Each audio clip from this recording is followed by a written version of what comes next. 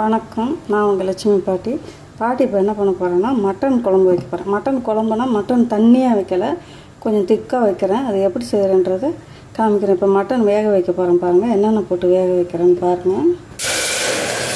இப்போ பெரிய வெங்காயம் ஒரு அரை வெங்காயம் போட்டுக்கிறேன். 2 பச்சை மிளகாய் போட்டுறேன்.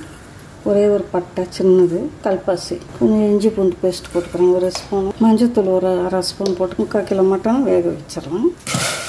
கல் மாதிரி ஆயிடும். ஒரு 3 விசில் வரும்.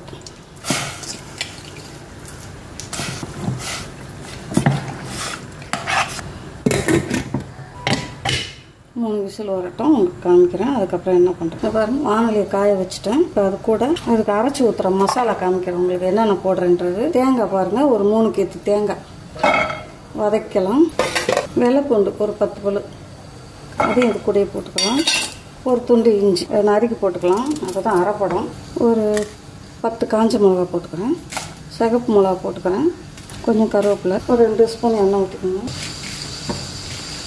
இந்த மாதிரி வதக்கிட்டு போட்டிங்கன்னா நல்லாயிருக்கும். 4 தக்காளி பழம் எடுத்து வச்சுருக்கிறேன் பாருங்கள். 4 தக்காளி பழத்தை கட் பண்ணிக்கிறேன்.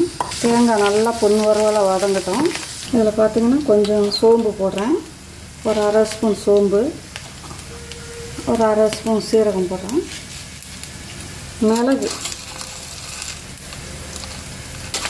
மிளகு ஒரு அரை ஸ்பூன் போடுறேன்.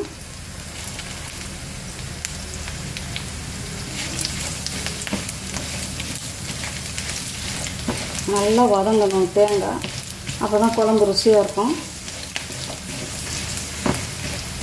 குழம்பு நல்லா எண்ணெய் மிதந்து மேலே திரண்டு வரும்போது ரொம்ப நல்லாயிருக்கும். அதுக்கு தேங்காய் ஊற்றுனீங்கன்னா எப்போவுமே எல்லாம் நிறைய குழம்புக்கு நான் சொல்லியிருக்கிறேன், தேங்காவை நல்லா செவக்க வறுத்துருங்க. அவங்க குழம்பு கெட்டு போகாமே இருக்கும்.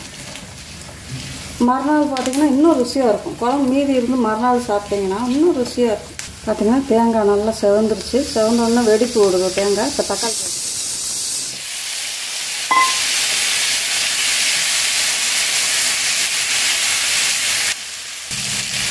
முந்திரி பருப்பு ஒரு 10-15 முந்திரி பருப்பு போடுறேன். முந்திரி பருப்பு ஆப்ஷன் தான், இருந்தால் போடுங்க, இல்லாட்டி வேண்டாம்.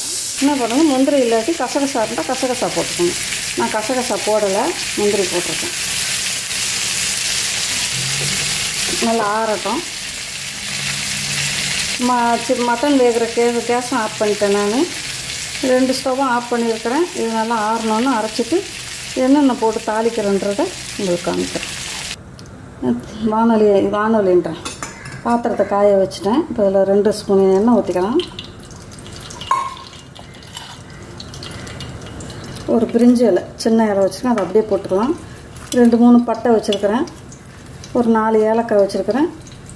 கல்பாசி வச்சுருக்கிறேன். இவ்வளோ தான் பைசஸ் வச்சுருக்கேன். கிராம்பெல்லாம் போடலை. சின்ன பட்டை, 4 ஏலக்காய், கொஞ்சம் கல்பாசி, ஒரு வெங்காயம் கட் பண்ணி வச்சுருக்கேன், பெரிய வெங்காயம். இது போட்டுக்கிறேன். 2 வர மிளகா போட்டுக்கோங்க. கொஞ்சம் புதினா இலையும் கருவேப்பிலையும் வச்சுருக்கேன், போட்டுறேன்.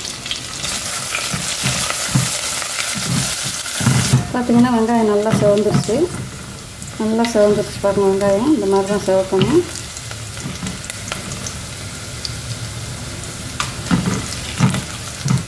இப்போ 2 ஸ்பூன் என்ன பண்ணுறேன், மிளகாப்பொடி, குழம்பு மிளகாப்பொடி 2 ஸ்பூன் போடுறேன். நீங்கள் கடை மிளகாத்தூள்லாம் போட்டுறாதீங்க, அது ரொம்ப நல்லாயிருக்கும். குழம்பு மிளகாத்தூள் போட்டிங்கன்னா கறி மசாலாலாம் வாங்கி போடாதீங்க. இதுவே அழகாக 2 தக்காளி பழம் நறுக்கி போட்டுருக்கேன். சின்ன தக்காளி பழம் 2. நல்ல டேஸ்ட்டு கொடுக்கும். கறி மசாலா பொடி கடையில் வாங்கி போடாதீங்க, வேணும்னா வறுத்து அரைச்சி போடுங்க. இப்போ இந்த மட்டனை இதில் ஊற்றிக்கிறேன்.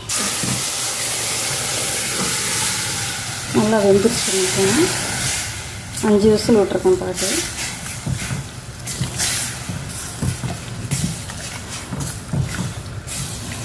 இது கூட கொஞ்சம் உப்பு போட்டுக்கலாம். இந்த குழம்புக்கு தேவையான உப்பு போட்டுக்கோங்க. மூடி வச்சிடலாம், வேகட்டும். அதுக்குள்ளே நான் அரைச்சிட்டு வந்துடுறேன். நான் வணக்கி வச்சேன் இல்லையா, அந்த மசாலா அரைச்சிட்டு வரேன். கறந்து பார்க்கலாம். சூப்பராக வந்துருக்குது. இப்போ அரைச்சிட்டு வந்துட்டேன் பாட்டி. இந்த மசாலாவை வதக்கி வச்சுருக்கோம் இல்லையா, தேங்காய், தக்காளி பழம், சீரகம், மிளகெல்லாம் நல்லா போட்டுக்கணும்.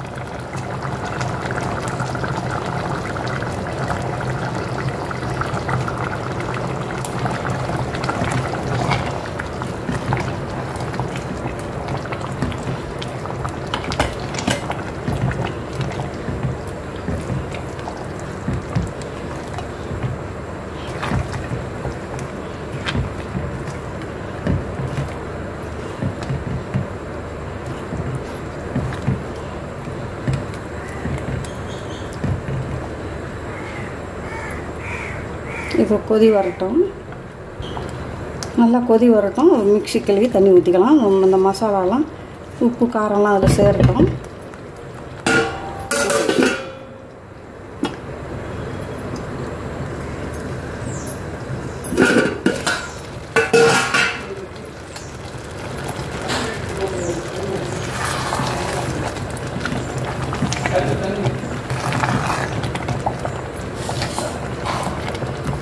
பாருங்கள், மிக்ஸி கழுவி ஊற்றிக்கலாம்.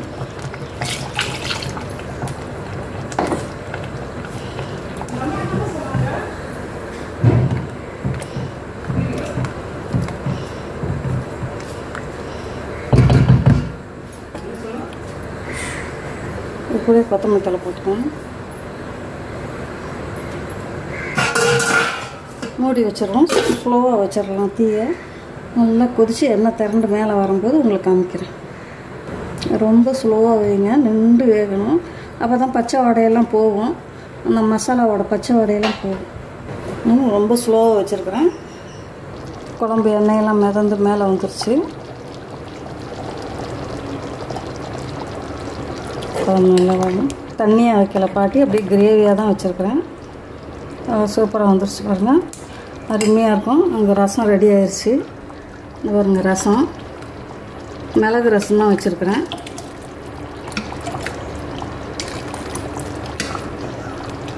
ரசம் வச்சுட்டு கறி வந்து திக்காக வச்சுருக்கிறேன். கிரேவியாக ஊற்றி சாப்பிட்டு நம்ம ரசம் ஊற்றி சாப்பிட்றதுக்கு ரொம்ப ரொம்ப சூப்பராக இருக்கும்.